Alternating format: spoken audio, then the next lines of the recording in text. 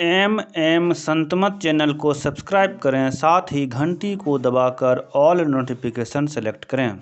आप सभी से आग्रह है कि सत्संग को पूरा अंतिम तक देखें।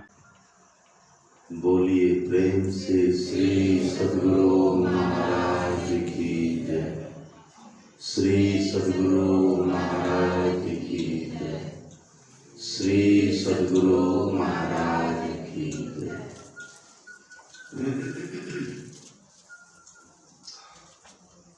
परम आदरणीय सत्संग प्रेमी महानुभावों, पूजनीय माताओं तथा भक्तिमती बहनों, हम लोग कई दिन से गुरु की महिमा सुनते चले आ रहे हैं। हमारे गुरु महाराज जी लिखते हैं पदावली में, गुरु गुण अमित अमित को जाना,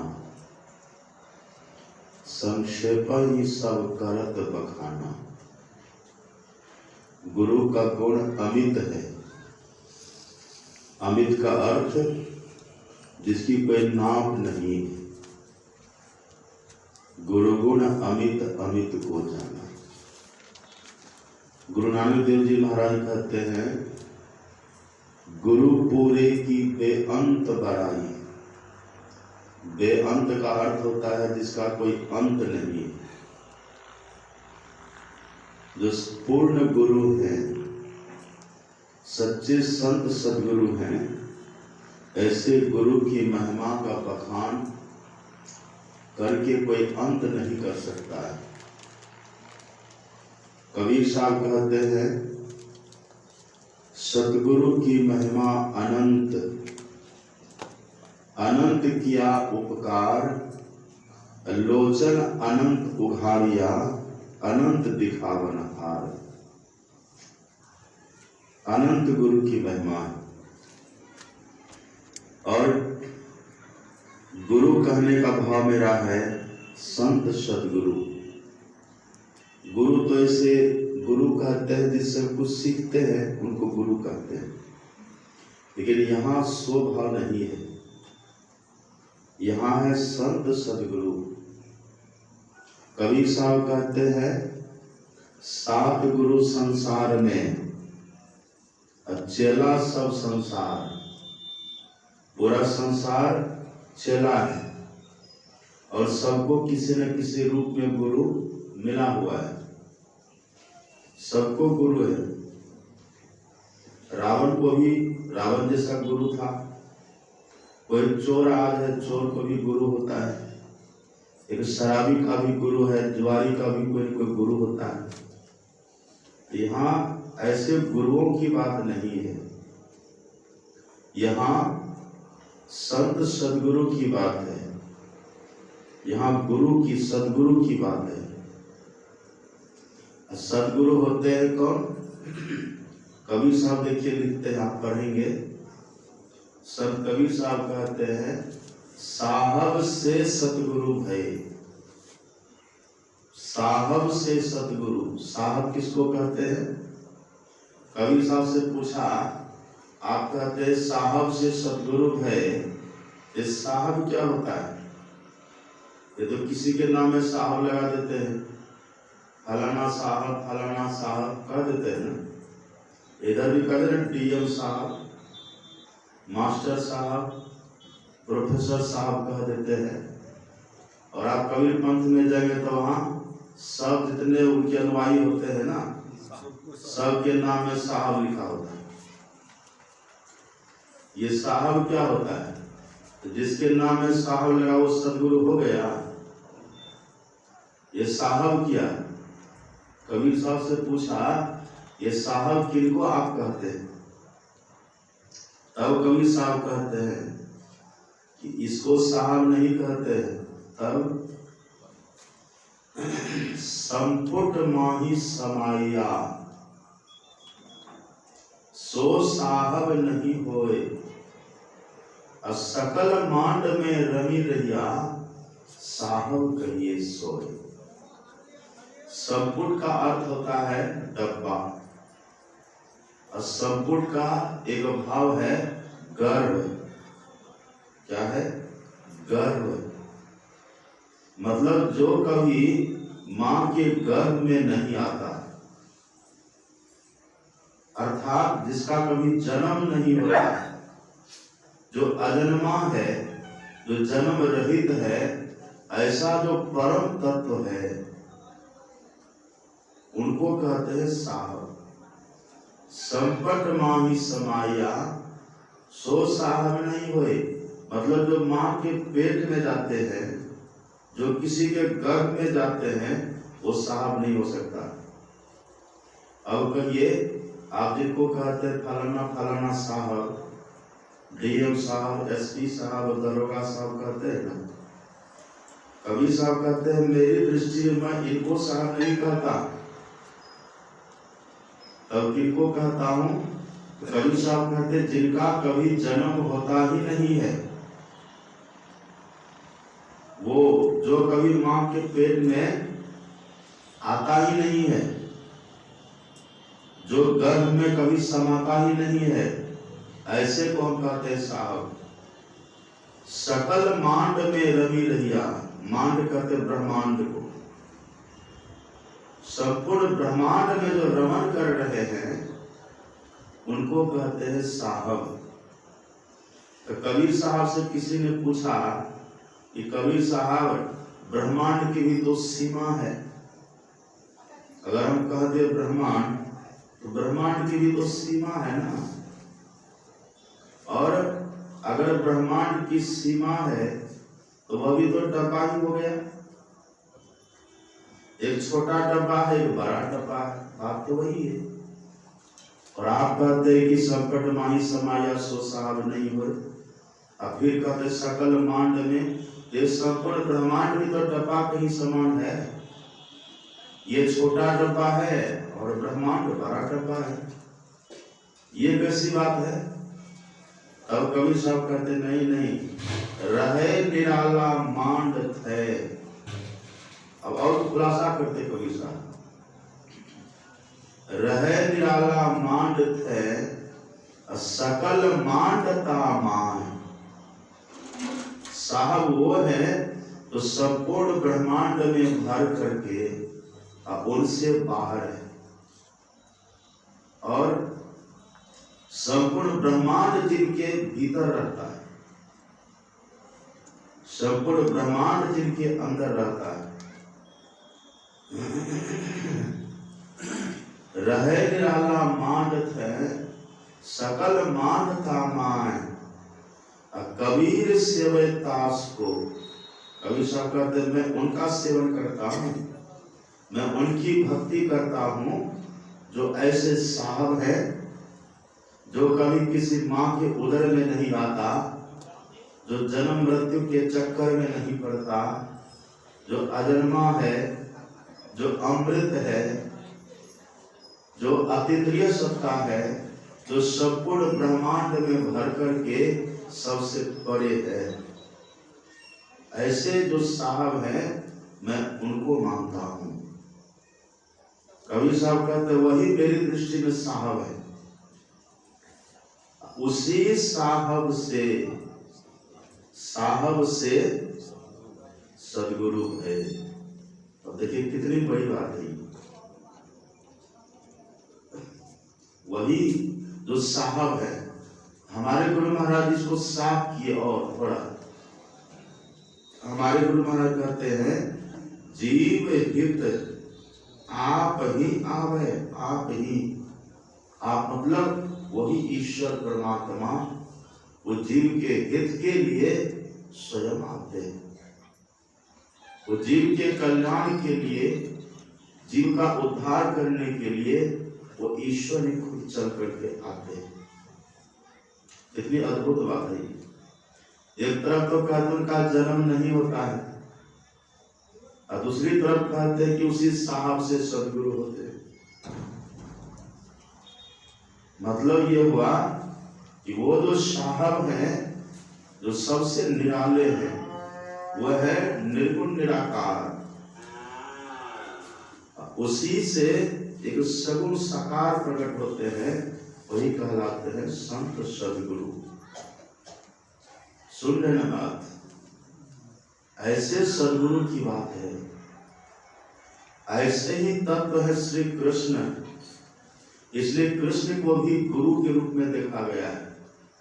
अब गीता पढ़ेंगे ना, गीता में भगवान श्री कृष्ण ने अर्जुन को उपदेश किया है।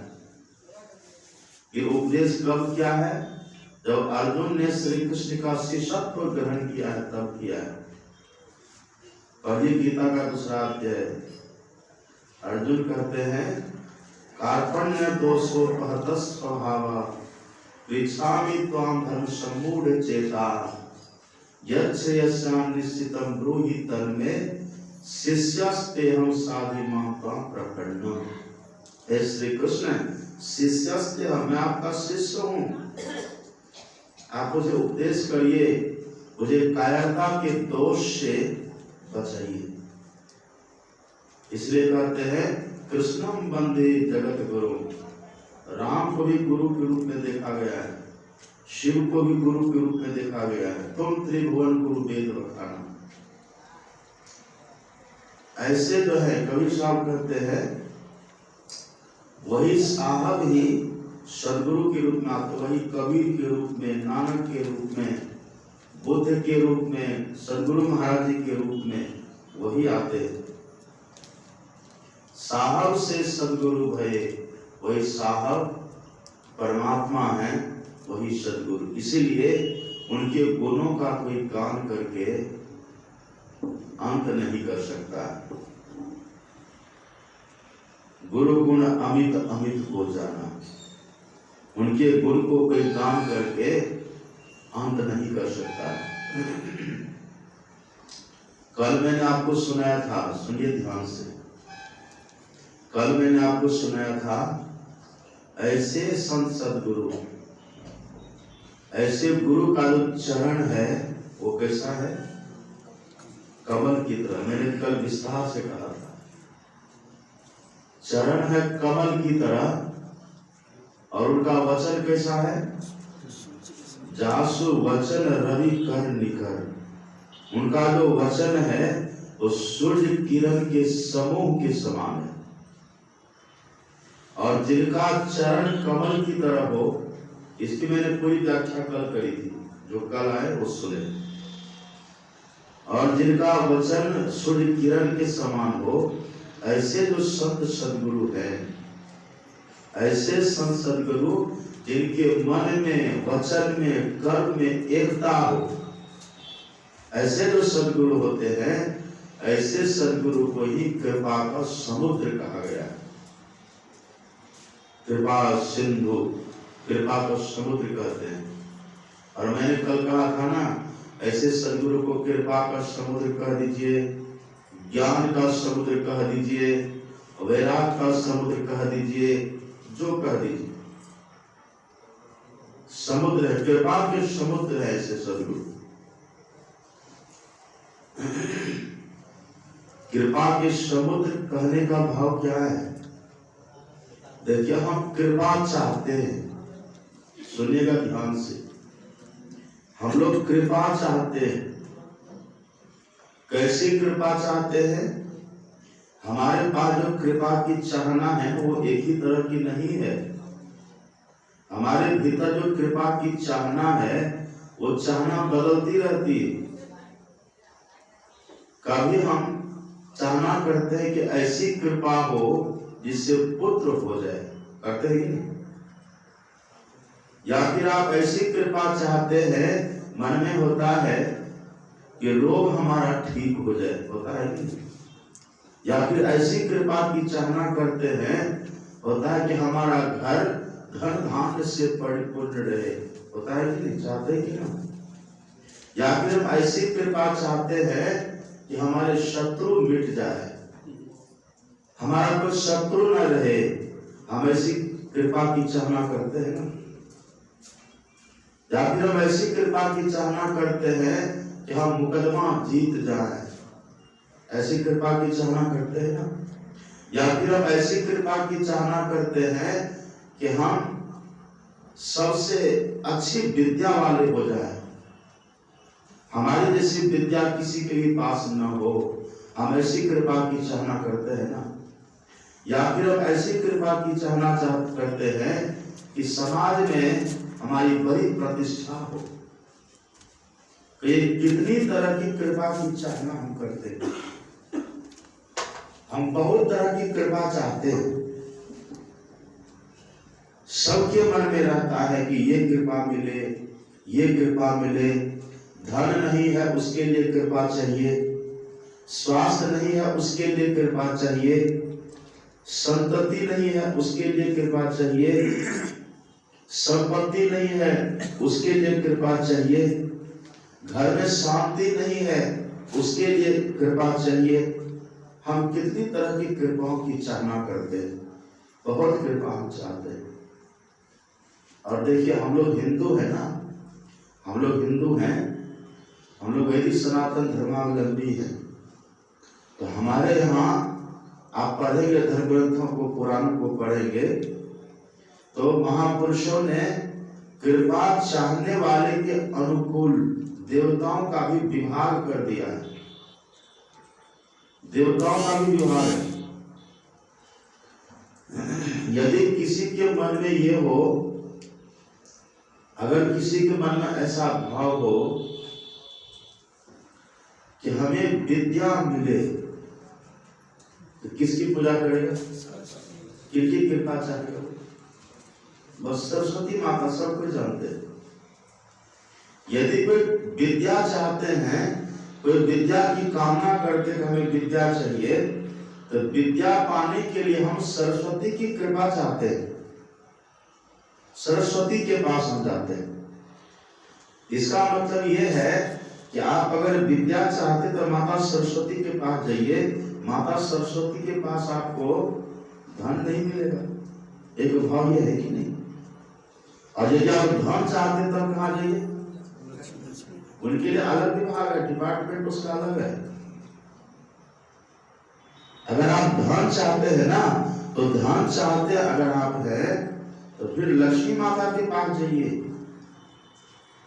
आप उनकी पूजा करिए। और लक्ष्मी माँ की पूजा आप कैसे करते हैं? दीपावली में क्या होता है? दीपावली क्या है? लक्ष्मी माँ की पूजा है ना। उसमें आप क्या करते हैं? दीपावली में हम देखते हैं, पता नहीं था होता कि पर हमारी तरफ संठी की लुकाठी बनाते हैं। हाँ, संठी की लुकाठी बनाते हैं और उसमें आग लगा लेते हैं। शाम के समय अपने घर के अंदर जाते हैं और अंदर घुस करके लुकाठी वैसे घुमाते हैं। घुमा घुमा क्या कहते हैं? लक्ष्मी घर दरिद्र बाहर, लक्ष्मी घर दरिद्र बाहर, लक्ष्मी घर दरिद्र बाहर करते हैं ना लोग। लक्ष्मी को लाना चाहते हैं, हम धन चाहते हैं, उसके लिए हमको लक्ष्मी की कृपा चाहिए। अब कोई लक्ष्मी की कृपा चाहे और शक्ति चाहे तो उसको मिलेगी शक्ति? मिलेगी। यदि आप शक्ति चाहते हैं तो क्या करना होगा? दुर्गा उपासना करिए। यदि आपको शक्ति चाहिए ना, तो शक्ति प्राप्ति करने के लिए, शक्ति की प्राप्ति के लिए न तो लक्ष्मी माँ से काम चलेगा और न ही सरस्वती माता से काम चलेगा। यदि आप शक्ति चाहते हैं तो शक्ति के लिए आपको जाना होगा माता दुर्गा के पास। दुर्गा माँ के पास जाइए और उनकी उपासना करिए तो आपको शक्ति मिलेगी। और आप जानते हैं जब राम रावण से हारने लगे थे, राम रावण से हारने लगे तो विभीषण जी से पूछा कि ये क्या हो रहा है, मैं इससे क्यों हार रहा हूं? और भगवान को ऐसा लगा कि मैं हार जाऊंगा। रावण ने युद्ध कर करके युद्ध को उस मुहाने तक पहुंचा दिया। राम को ऐसा एहसास होने लगा कि मैं हार जाऊंगा, ऐसा उसको अनुभव होने लगा भगवान को। तब भगवान बुलाते विभीषण को, विभीषण जी को बुला करके भगवान कहते हैं कि विभीषण जी आखिर ये क्या बात है, रावण तो बड़ा बलशाली हो रहा है, रावण की शक्ति के सामने मैं बौना पड़ रहा हूं, आखिर बात क्या है? तब विभीषण जी ने कहा कि प्रभु ये रावण जो है ना, ये शक्ति की उपासना कर रहा है, ये भगवती की पूजा कर रहा है और भगवती की कृपा प्राप्त करके शक्ति संपन्न हो रहा है। अच्छा ये बात है। हाँ, तब भगवान कहते तो ठीक है, तब मैं भी शक्ति की पूजा करूंगा। कौन बोल रहे हैं? देख रहे ना, शक्ति चाहिए ना, तो शक्ति का विभाग अलग है। इसलिए कहते हैं अगर हमें शक्ति चाहिए ना, तो अब हम दुर्गा माँ की उपासना करेंगे, दुर्गा माँ की पूजा करेंगे। और कैसे पूजा करेंगे? कमल के फूल से करेंगे, है ना, कमल के फूल से करेंगे। और भगवान ने कहा कि 108 कमल चाहिए, तो कमल का फूल लाया गया। अब देखिए, अब दुर्गा माँ ने भगवान की परीक्षा भी ले ली। सब जानते ही नहीं, पूजा करने लगे तो माता जी ने क्या किया, एक फूल को छुपा लिया। इधर तब ये क्या करते हैं? और राम साधारण नहीं है। राम कौन है? भगत हेतु भगवान प्रभु, राम धरो तनु भोग। ये तुलसी के राम है, भगवान है। ये वाल्मीकि के राम, वाल्मीकि ने तो राजा के रूप में देखा है। तुलसी के राम है, ये भगवान है, साक्षात ब्रह्म है। ये भगत है तो भगवान प्रभु, राम धरो तनु भोग, किए चरित पावन परम प्राकृत नर अनुरूप। साक्षात भगवान है ये। अब ये पूजा कर रहे हैं और दुर्गा माता ने इनकी परीक्षा करने के लिए फूल को छुपा लिया और ये पूजा कर रहे हैं। पूजा करते करते देखा रे, एक फूल तो घट गया। अब क्या करें? अब इतना कम समय है, सूर्योदय हो जाए फिर युद्ध शुरू हो जाएगा। पूजा भी करके खत्म करनी है, और अगर ये फूल कम जाता है तो फिर पूजा असफल, निष्फल हो जाएगी। पूजा में फल नहीं देगी, पूजा शक्ति नहीं मिलेगी, फिर रावण से हारने की संभावना हो जाएगी। तो क्या करें? भगवान अब सोच में पड़ गए। तो आखिर में भगवान कहते हैं कि चलो, फूल ही में घटा है, लोग मेरा एक नाम रखे कमल नयन। लोग मुझे कहते कमल नयन, मतलब मेरी जो आंख है वो कमल के समान है। बस भगवान ने लिया तलवार, अपनी आंख कुरेद करके निकाल करके चढ़ाना चाहा, तभी भगवती प्रकट हो जाती है। परीक्षोत्तीर्ण भगवान हो गए। मतलब अगर राम को भी शक्ति चाहिए, उस विभाग में जाना पड़ा ही, वहां गए। और देखिए, राम भगवान यहाँ दुर्गा माँ की उपासना करते हैं, और वहां रामेश्वर में किनकी पूजा किए थे? शिव शंकर। शिवोपासना किए। क्यों किए हैं? अब जाना है ना लंका, तो वहां शिवोपासना किए। मतलब ये अलग अलग विभाग है। जो भगवान शिव देंगे वो शक्ति नहीं देगी। अब क्या कहिएगा? और भागवत में तो बहुत बड़ा लिस्ट दिया हुआ है। पुत्र चाहिए तो उनके पास जाइए, अनुकूल पत्नी चाहिए तो उनकी भी देवी है एक। अगर आपको सुंदरता चाहिए, अगर आप सुंदर दिखना चाहते हैं, उसके लिए आप अप्सरा की पूजा करिए, लिखा भागवत। यदि आपके घर में बहुत धन धान चाहिए ना, उसके लिए अदिति माँ की पूजा करिए, लिखा भागवत। सब लिखा हुआ है। लेकिन हम तो ऐसे नहीं हैं। हम तो चाहते हैं कि नहीं, हमको अलग अलग विभाग वाला पूजा वो हमको नहीं चाहिए। हम तो बस एक ऐसा विभाग चाहते हैं जिस विभाग में जाए तो सब कुछ मिले। वो विभाग कहाँ है? वही है, वही बंदों गुरु पद कंद कृपा सिंधु। अब सिंधु मतलब समुद्र। समुद्र कहने का भाव क्या है? 3300 करोड़ देवी देवताओं की पूजा करके जो कृपा प्राप्त होती है अलग अलग, वो मात्र गुरु की कृपा प्राप्त कर ले, कोई गुरु की भक्ति करे, गुरु की पूजा करे, उनको सब कृपा मिल जाएगी। एक और मजे की बात देखिए, आपको सुनाते हैं, सुनिएगा ध्यान से।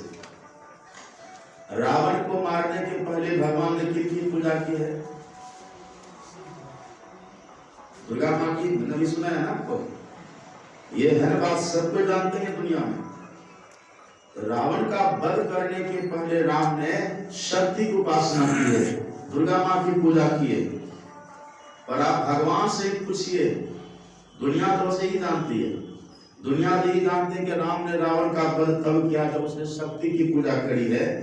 लेकिन आप राम से पूछिए कि आपने रावण का वध कैसे किया है, आप ही पूछिए।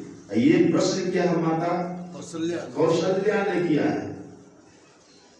जब रावण का वध करके भगवान घर आए हैं, वापिस अयोध्या आए हैं, तो वापिस आने के बाद कौशल्या माता ने प्रश्न किया है कि पुत्र, तेरा शरीर ऐसा कोमल है,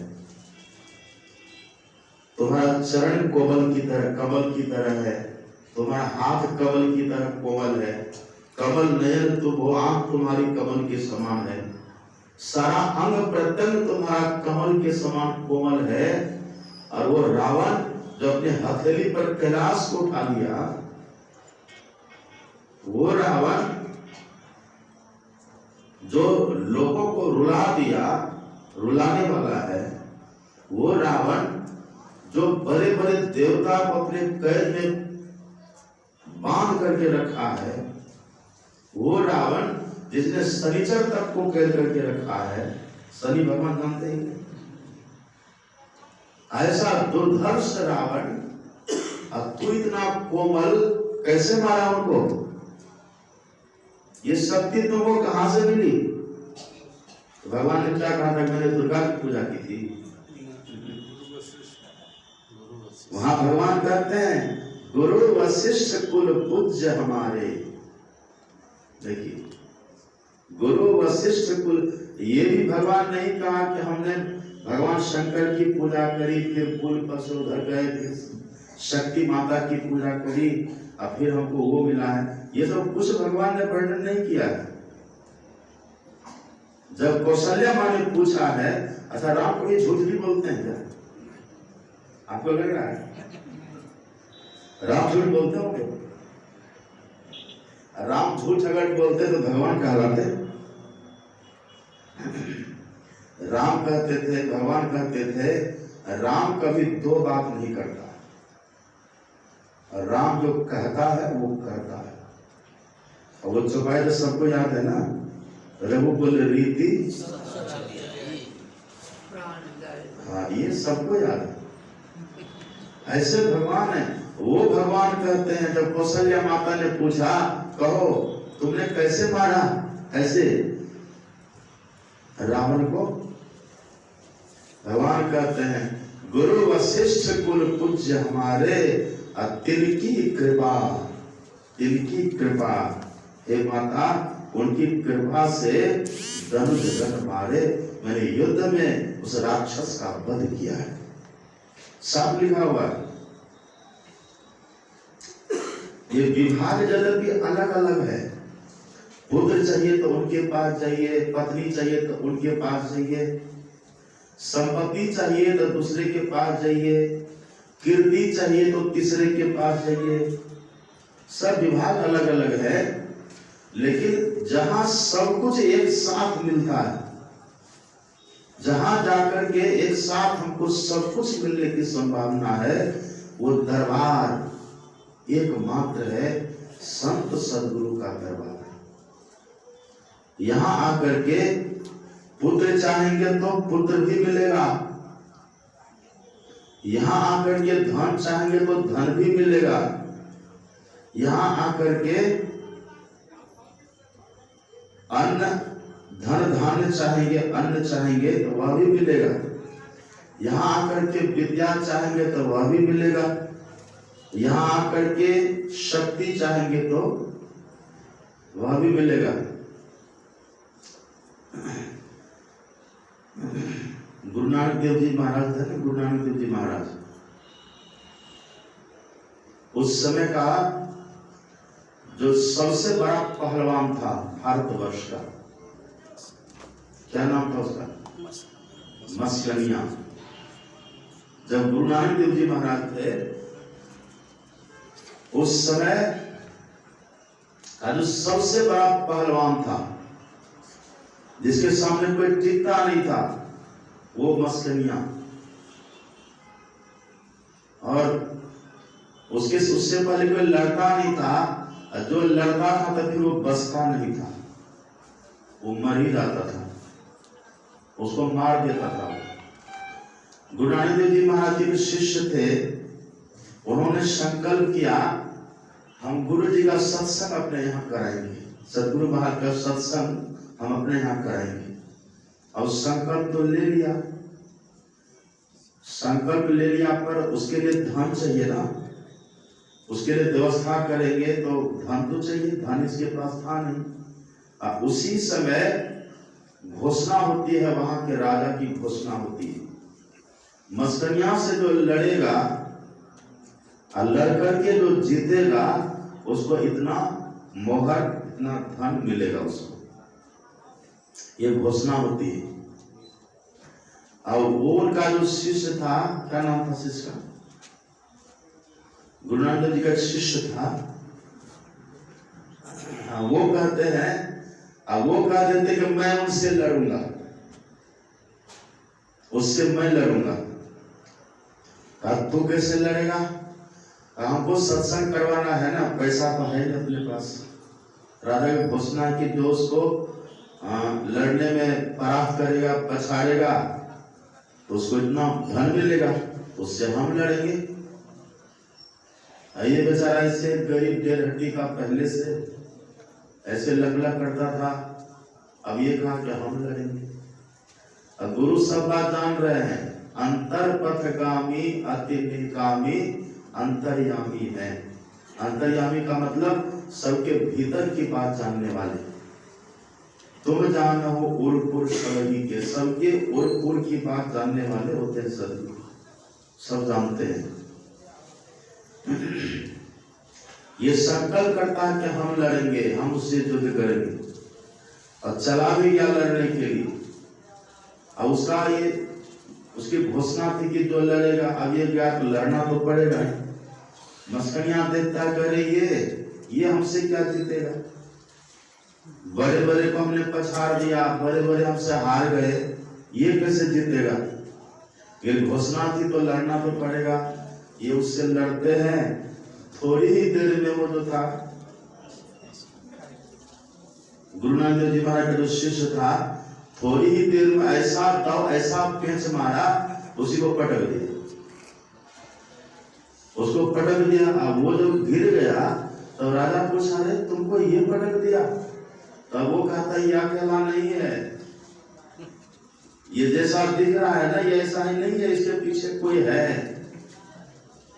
ये जैसा दिख रहा है ना, इसके ये अकेला नहीं है, इसके पीछे कोई है। मुझे लग रहा था कि मैं लड़ तो इससे रहा हूं, पर इसके भीतर शक्ति कहीं और से आ रही है, और उस शक्ति के सामने मेरी शक्ति कम पड़ गई। उस शक्ति के सामने मैं पस्त हो गया, इसके साथ किसी और की शक्ति। वो शक्ति कहां से आई थी? वो शक्ति उनके गुरु से आई है। एक ही विभाग है, जहां जाइए तो विद्या भी मिलेगी, जहां जाइए तो शक्ति भी मिलेगी, जहां जाइए तो संतति भी मिलेगी, जहां जाइए तो संपत्ति भी मिलेगी। इसीलिए कहते हैं कृपा सिंधु, बंदा गुरुपद कंज कृपा सिंधु। कृपा सिंधु कहने का भाव ये है, और सुनिएगा ध्यान से, कृपा सिंधु क्यों कहते कृपा सिंधु? कहने का भाव क्या है? क्यों सभी देवी देवताओं की कृपा वही मिलती है? कारण क्या है?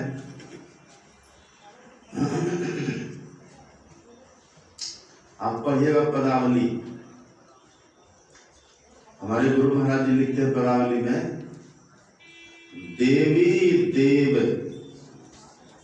देवी देव समस्त पूर्ण ब्रह्म परम प्रभु गुरु में करे निवास।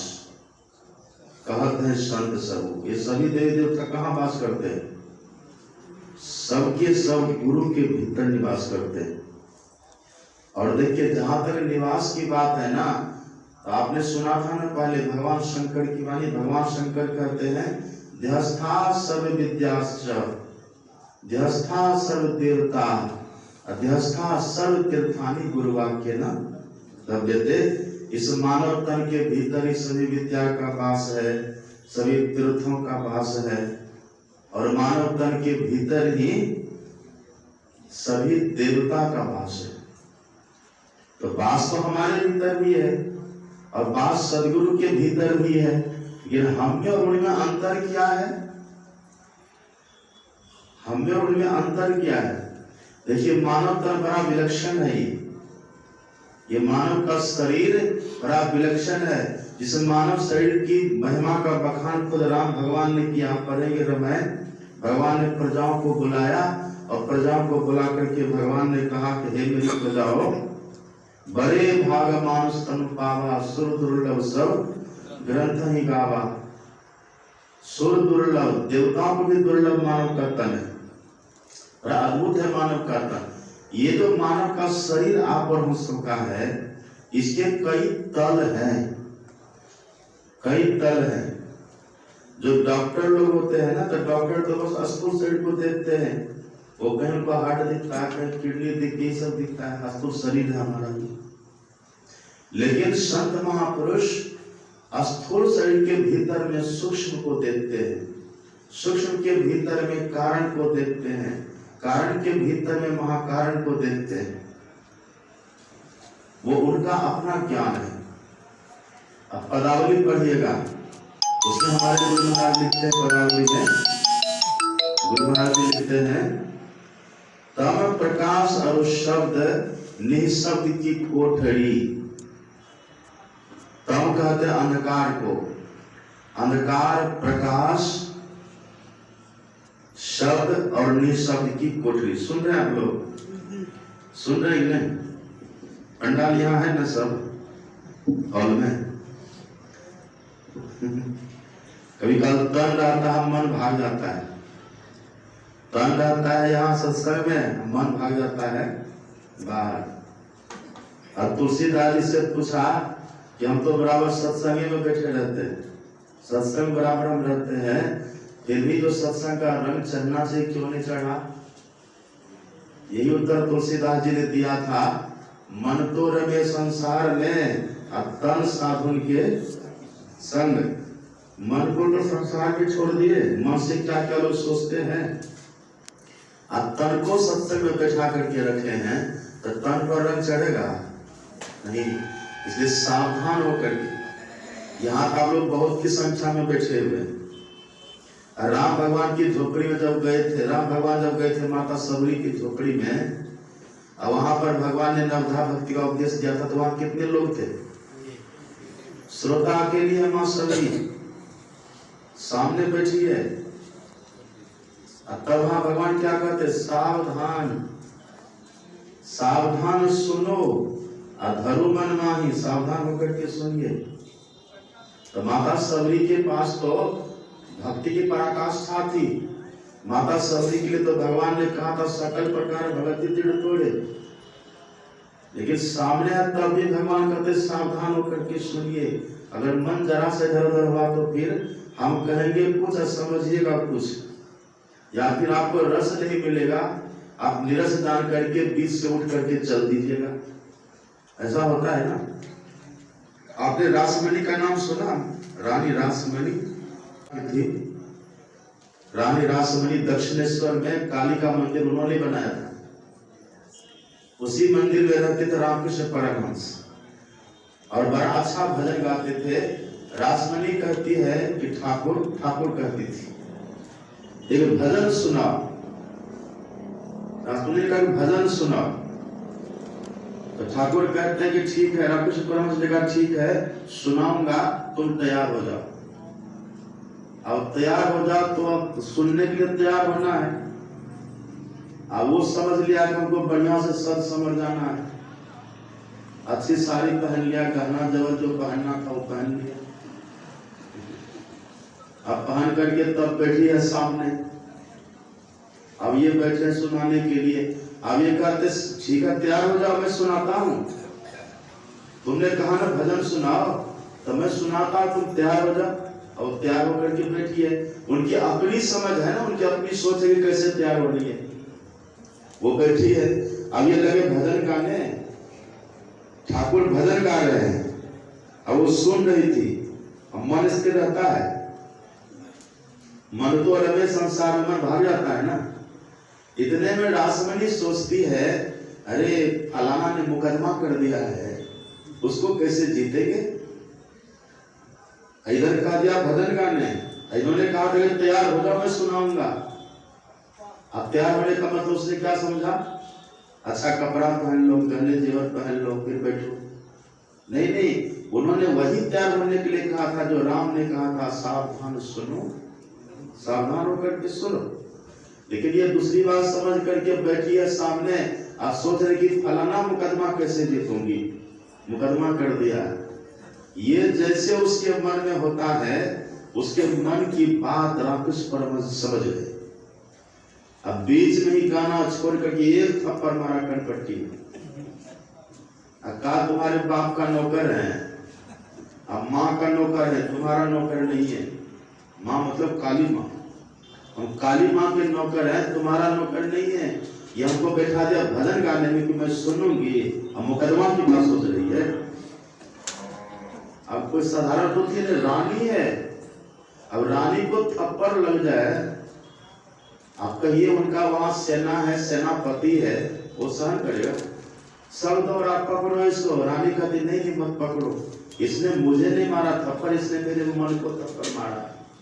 अब मेरा मन इनका भजन सुनना छोड़ करके कहीं और था, है ना।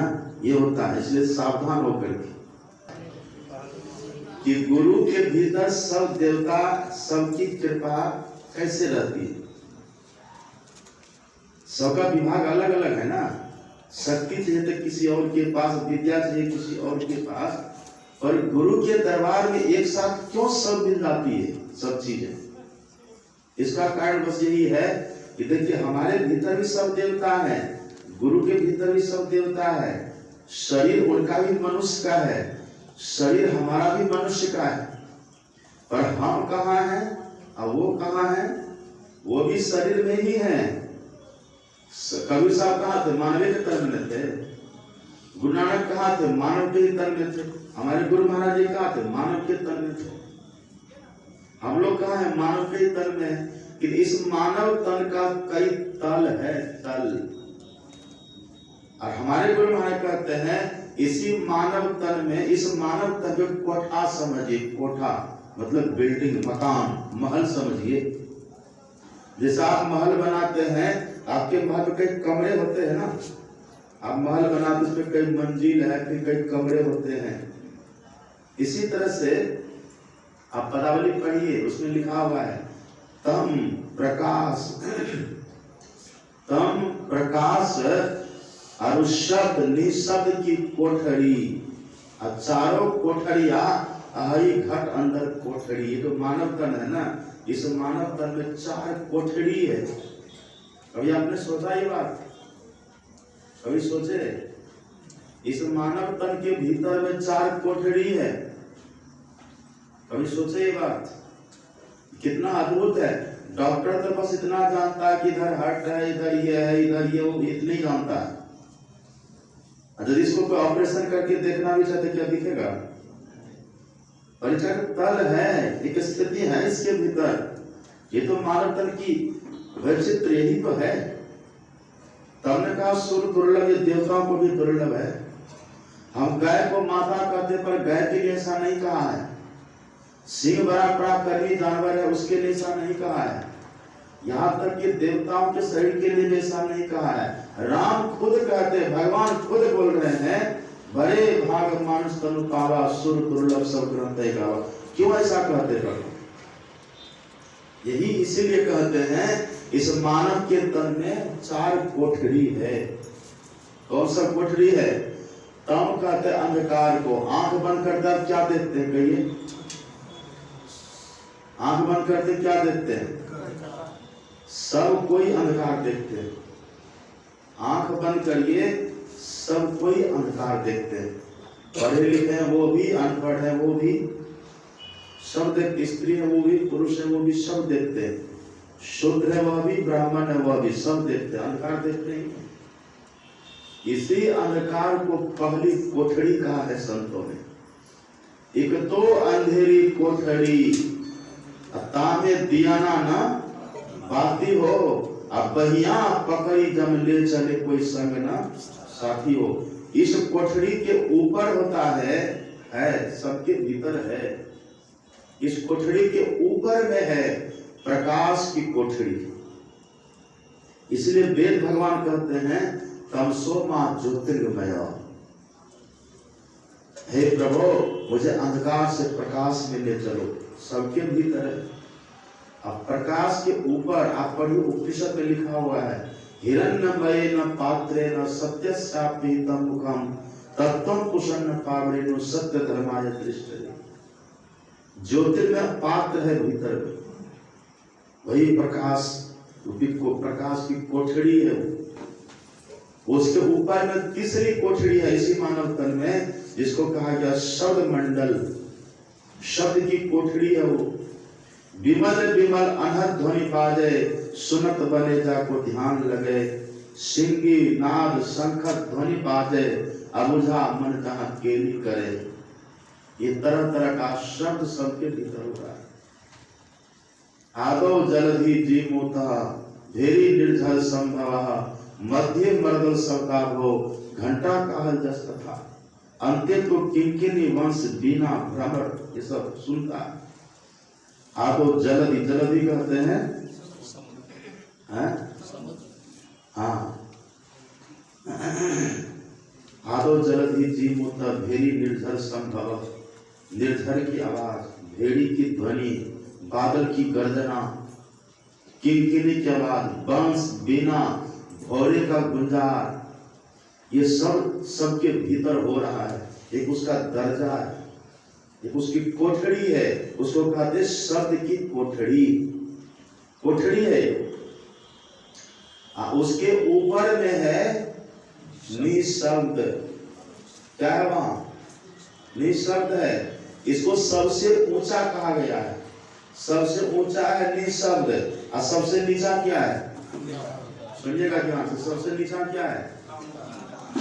अंधकार, तम। अंधकार है सबसे नीचे और निशब्द है सबसे ऊपर। तो अंधकार में कौन रहता है? अभी आप और हम कहाँ हैं? अभी आपको कोई पूछे कहाँ कह दीजिए गोड्डा रहते, कह दीजिएगा ना। लेकिन आप जान लीजिए गोड्डा में आपका शरीर रहता है। गोड्डा में कौन रहता है? आपका शरीर रहता है। आप शरीर नहीं है, आप शरीर में रहने वाले चेतन तत्व आप आत्मा हैं। आप कहाँ रहते हैं? जो बुद्धिमान है का तुम शरीर के भीतर रहते हैं। तो भीतर में कहाँ रहते हैं? पैर में रहते हैं या हाथ में रहते? कहाँ रहते हैं? पेट में रहते कि पीठ में? कहाँ रहते हैं आप? महापुरुष कहते हैं आप दोनों आंखों के ठीक मध्य में है अभी, वहां घोर अंधकार भरा हुआ। आप कहाँ रहते? कोई पूछे आप कहाँ रहते थे, क्या कहिएगा? शरीर आपका रहता है गोड्डा में। आप तो शरीर है नहीं, आप हैं आत्मा, जीव है। आप कहाँ रहते हैं? आप रहते हैं अंधकार में। इस शरीर के भीतर जो अंधकार की कोठरी है ना, आप वहीं रहते हैं। अब आप चले जाइए थाना, अब थाना में पुलिस कहे कि कहाँ रहते हो जी, कह दीजिए अंधकार में। तब क्या होगा? मापेगा कैसा मूर्ख पागल आ गया, भगाओ इसको, भगाओ यहाँ से। और आप जानते हैं साधु महात्मा को पागल ही लोग कहता है। हम बिगड़ गए तो बिगड़े ही अच्छे हैं, इसे बिगड़े हुए मस्तिष्क में अमृत के गुच्छ है। यहाँ सच्चाई है, यहाँ अमरता है, और तुम्हारे यहाँ तो नश्वरता है, वहां तो विष का बेल है। लेकिन ये कहना नहीं है, इसे ज्ञान को हृदय में धारण करना है। शरीर का परिचय संसार में देना है, वो अलग चीज है। इन हकीकत ये है कि आप और हम रहते हैं अंधकार में, और सदगुरु कहाँ रहते हैं? ऊंचा महल अगमपुर जहमा, वही भी शब्द है।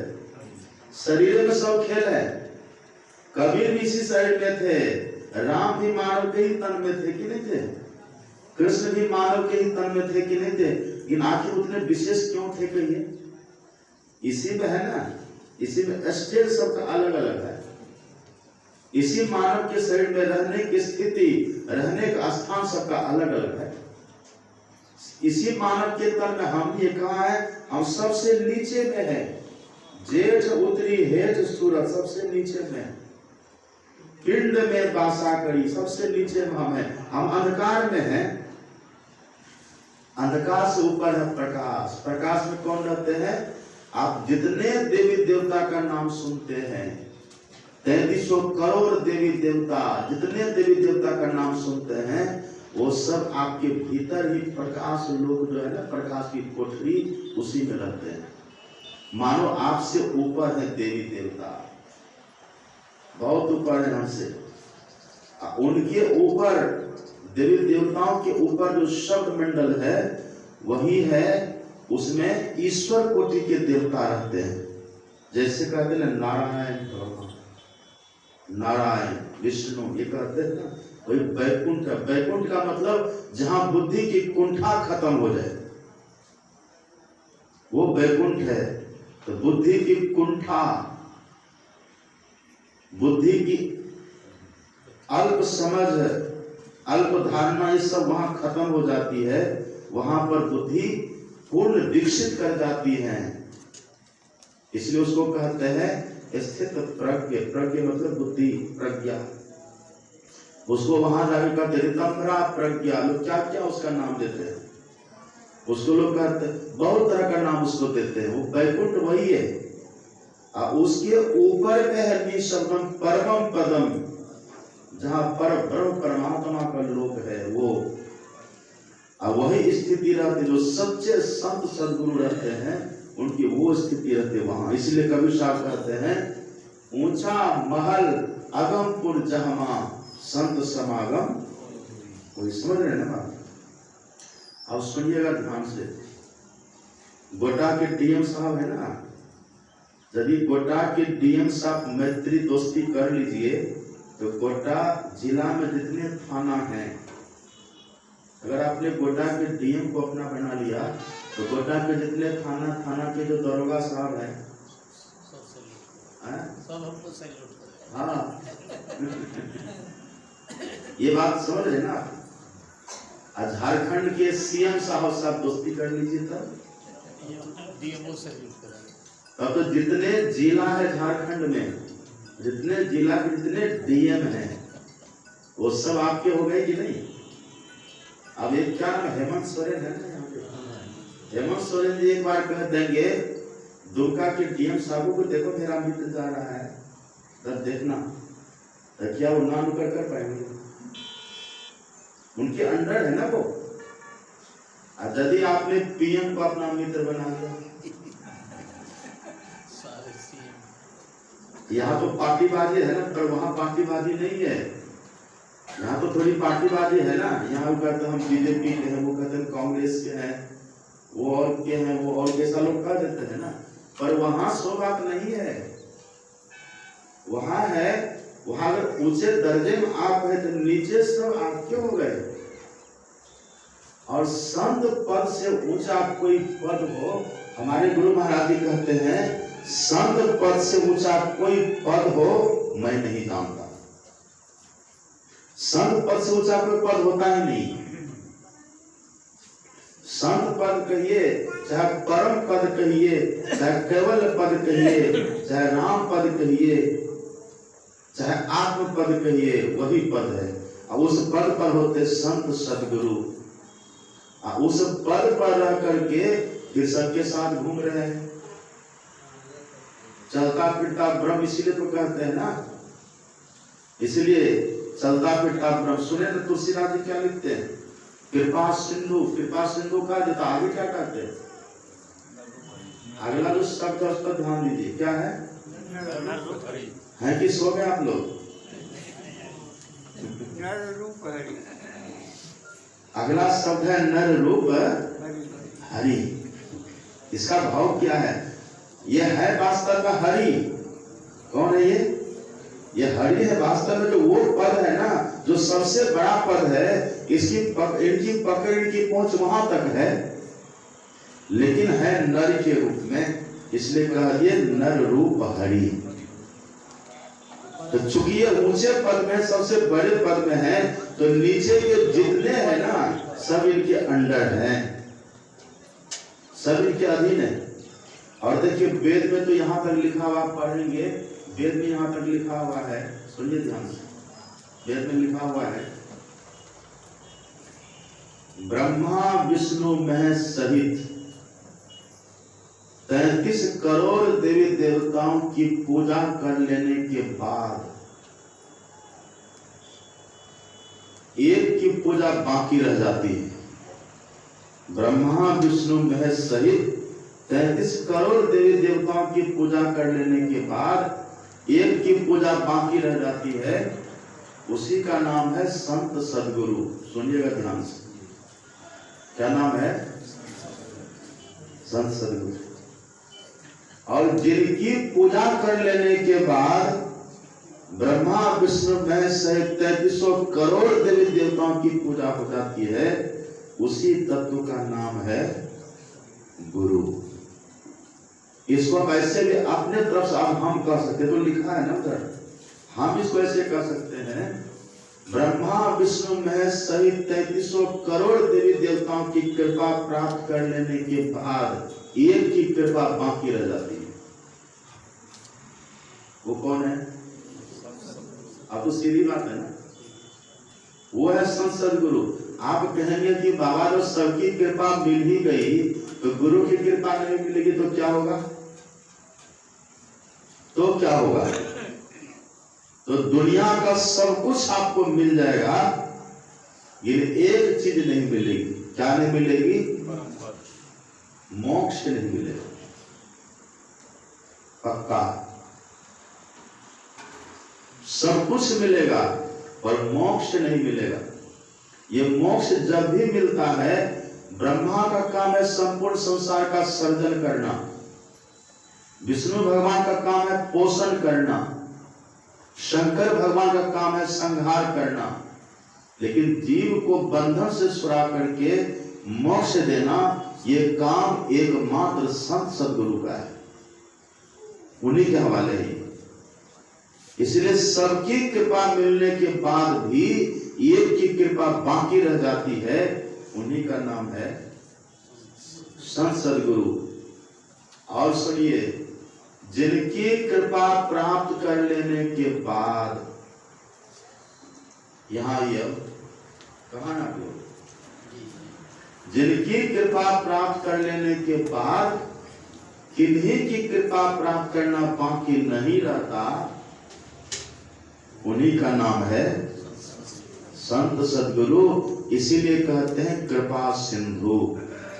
यही कारण है, मोक्ष तो मिलेगा ही, वहां मोक्ष तो मिलेगा ही, उसके बाद जो कुछ आपको प्राप्त करने योग्य हो सकता है, वो सब कुछ भी मिलता है। इसीलिए कहते हैं कृपा सिंधु। अच्छा, ये तो देवताओं की बात हुई ना, ये तो देवताओं की बात है। और सुनिए थोड़ा सा और देखिए, आपको सबसे ज्यादा, आपकी भलाई सबसे ज्यादा कौन कर सकता है संसार में? अभी स्थूल संसार में कौन करता है? व्यक्ति के लिए भलाई करने वाला उनके पिताजी से बड़ा कोई नहीं होता है। आप जानते हैं, हमारी भलाई जितना पिताजी करेंगे उतना पड़ोसी करेगा। हमारी भलाई जितना पिताजी करेंगे उतना भाई करेगा नहीं करेगा। एक पुत्र के लिए, एक व्यक्ति के लिए भलाई का सबसे ज्यादा काम कोई करते हैं वह है पिता। पिता मामूली नहीं होते, इसलिए तो कहा पितृदेवो भव, देवता है। हमारे लिए पिता सबसे अधिक भलाई का काम करते हैं।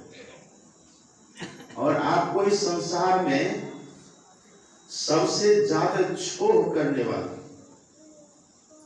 छोह समझ रहे ना, निश्चल स्नेह, निश्चल प्रेम को छोह करते हैं। जिस प्रेम में वात्सल्य हो, जिस प्रेम में निश्चलता हो, जिस प्रेम में अपनापन हो, उसको कहते हैं छोह। जिस प्रेम में स्वार्थ न हो, जिस प्रेम में खुद हानि सह करके भी हित चाहे, उसको कहते हैं छोह। वो कौन करता है आपको? माँ करती है। इसीलिए लिखा है पुत्र कुपुत्र हो सकता है पर माता कभी कुमाता नहीं होती। माता कभी कुमाता नहीं होती, ये जान रहे ना आप।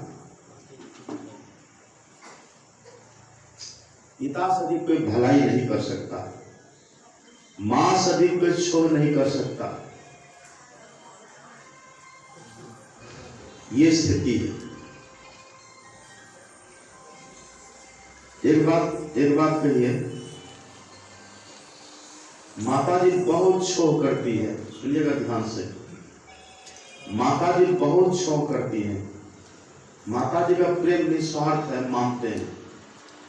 लेकिन जिस समय आप माता जी के पेट में थे तो माता जी को पता था क्या? माता जी उस समय आपके लिए कुछ कर पाती थी? और अभी की माता की बात करूं ना, अभी की माता जान रहे ना, अगर अभी की माँ को कहीं 2 पुत्री पहले से है और तीसरी पुत्री आई है तो क्या करेगी वो? समझ रहे ना बात? अगर अभी की माता को 3 पुत्र पहले से है और चौथा पुत्र फिर आ गया, उसको पता चल जाए तो क्या करेगी? सबकी बात हम नहीं कह रहे हैं, सब माता ऐसी नहीं होती हैं, पर अभी का जो माहौल है, अभी की जो स्थिति है, ऐसा होता है कि नहीं? आप देखिए, अच्छा मान लीजिए आपको माता जी ने सकुशल जन्म दे दिया, तो जब तक आप माँ के सामने हैं तभी तक ना आपकी भलाई माँ करेगी, आपके ऊपर छोड़ माँ करेगी। अगर माँ से दूर है, पिता के सामने है तो पिताजी आपका हित करेंगे, पिताजी आपकी भलाई करेंगे। और एक बात और जान लीजिए, पिताजी जो आपकी भलाई करते हैं ना, उसकी एक सीमा है। खगड़िया जिला में एक व्यक्ति था, उसको एक ही लड़का था। हम उस गांव गए, नाम नहीं कहेंगे आपको। ये देखते रिकॉर्ड हो रहा है, लोग कितना कितना सुन लेगा। तो वहां एक व्यक्ति था, उसको एक ही बेटा था। तो वो अब एक ही लड़का तो दुलारा तो होगा नहीं, दुलारा तब तो जो कहेगा तो माता पिता तो डर के भी मान देंगे, चलो एक ही बेटा है, कुछ हो जाएगा, चलो जो करे करने तो लोग कर देते हैं ना, करते हैं। तो वो लड़का अब कुसम में पड़ गया तो खैनी खाने लगा। अब पिताजी को पता चल गया कि मेरा बेटा खैनी खा रहा है, समझा दिया कि देखो बेटा खैनी मत खाओ, समझा दिया, पर वो नहीं समझा, नहीं माना। पिताजी ने सोचा ज्यादा कुछ इसको कहेंगे कहीं भाग जाएगा, फिर हम परेशान होंगे, या फिर कुछ कर लिया तो फिर परेशानी होगी।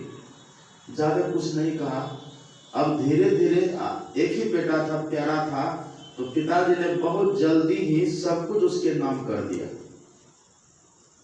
जो जगह जमीन थी ना उसके नाम कर दिया कि चलो रहेगा इसका। अब और जब बड़ा हुआ, अब धीरे धीरे उसको शराब की लत लग गई। शराब की लत कैसे लगी?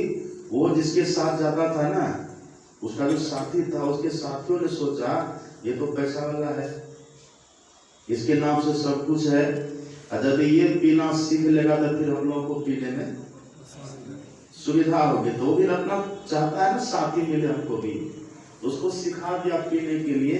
और शराब की लत आप जानते हैं ना, मांस खाना आप छोड़ सकते हैं, आसानी से छूट जाता है, सब कुछ छूट जाता है। और शराब पीना ये इसको छोड़ना थोड़ा कठिन होता है, इसकी लत थोड़ी कठिन है।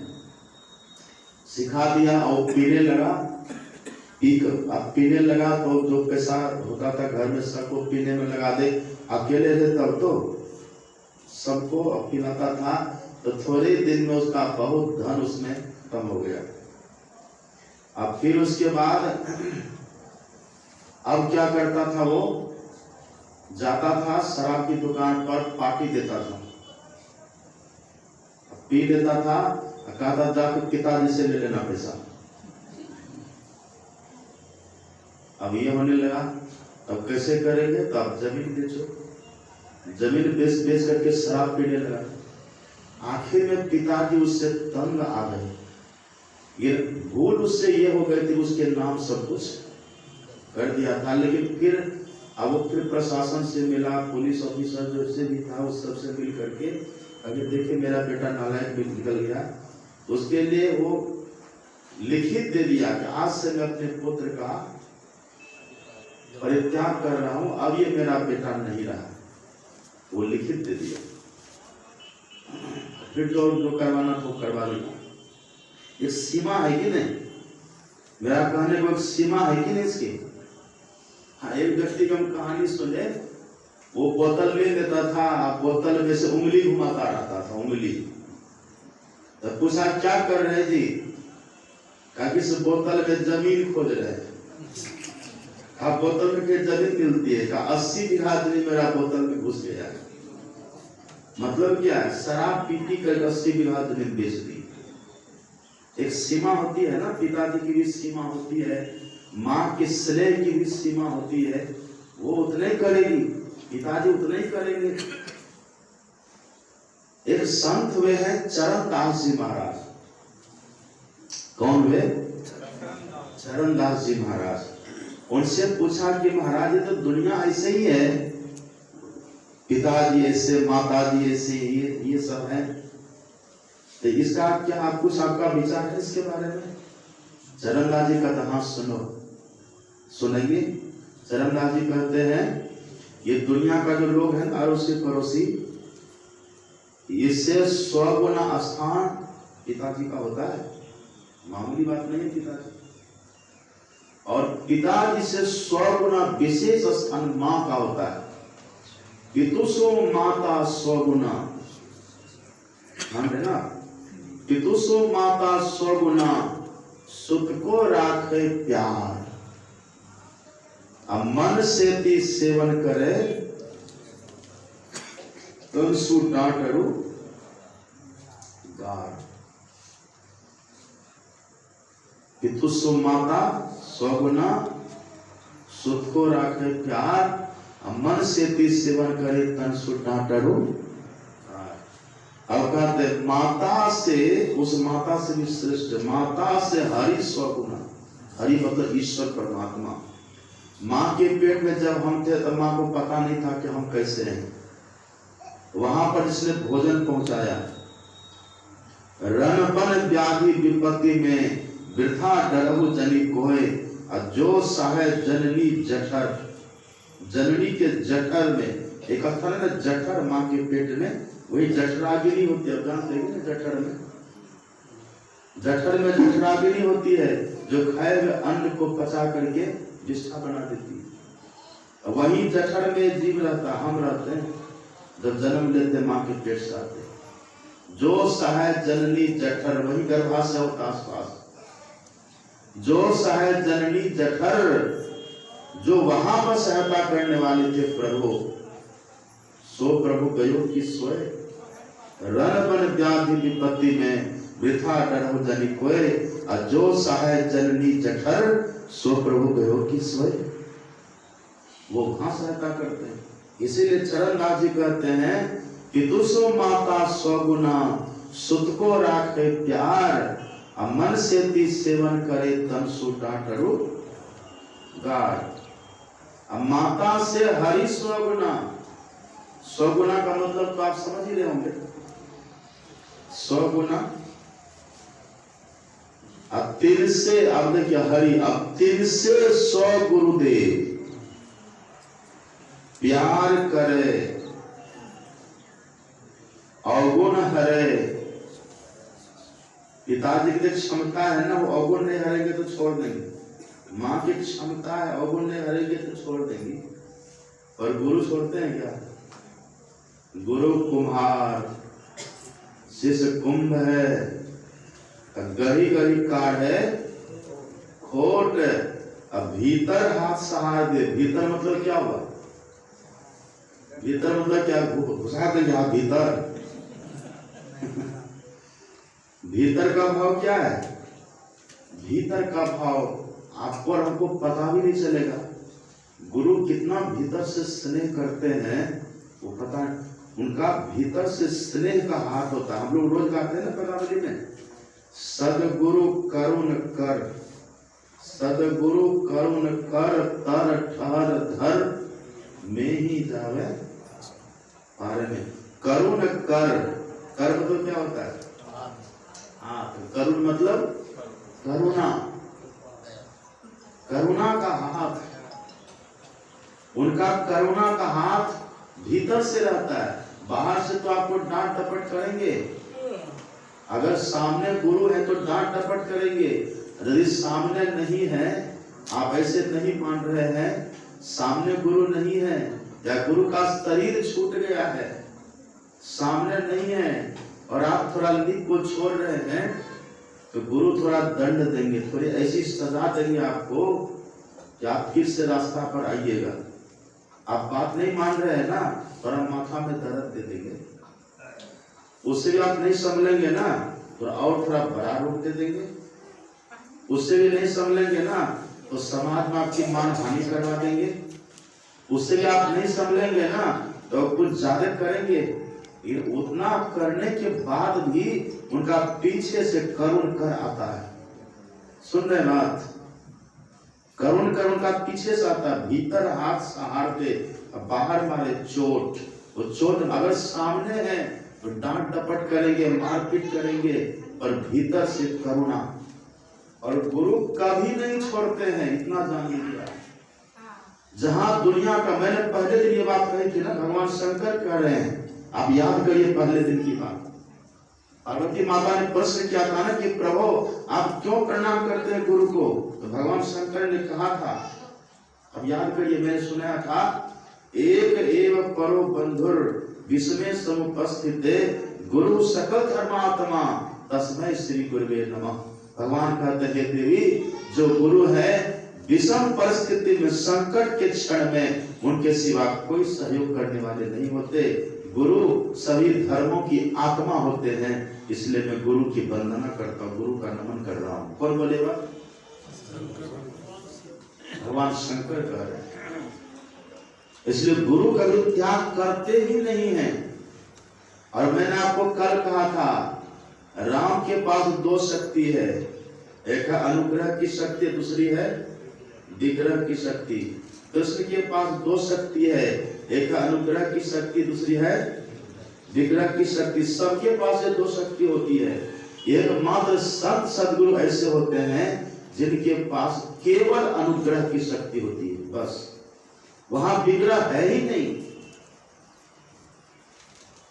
अंतर हाथ सहार दे, बाहर मारे चोट, वो छोड़ेंगे नहीं कभी। आप हो जाए, आप दीक्षा लिए है ना, आप पीजिए ना शराब, ठीक है, देखिए पता चल जाएगा। आप प्रैक्टिकल करके देखिए, बेचैन नहीं हो जाएगा तो कहिएगा, कहीं त्राण नहीं मिलेगा। कहीं कितने लोग आते हैं हमारे पास, कहते बाबा देखिए हम दीक्षा लिए थे, लेकिन किसी के कहने पर मछली खा ली। बोले खा ले तो खाते रहिए ना। कहा कि नहीं बाबा, भीतर से कैसे में लग रहा है, वो भीतर से क्यों कैसे लग रहा है? वो जो भीतर से कैसे लग रहा है वो क्यों हो रहा है?